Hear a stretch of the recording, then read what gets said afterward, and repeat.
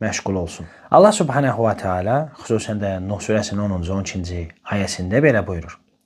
Allahdan bağışlanma diləyin. Həqiqətən Allah bağışlayandır.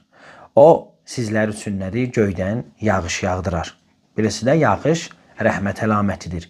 Yağış yağdığı zaman əgər bir insan dua eləyə bilsə, onun duası Allah qatında nədir? Qəbul olar. O sizlərə göydən bol yağış yağdırar, sizləri övladla, mallarla nədir? Gücləndirər.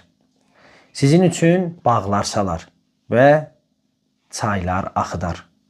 Bu da bu ayədə buna dəlalət eləyir ki, Allah Subhanahu və Teala bizim üçün bu qədər ruzi və bərəkət axınını davamlı edər. Hansı əməllərimizə əsasən?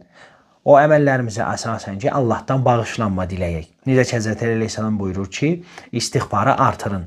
İstiğfar ruzinin axınına dəlalət eləyər. Və bir şəxs gəzər istəsə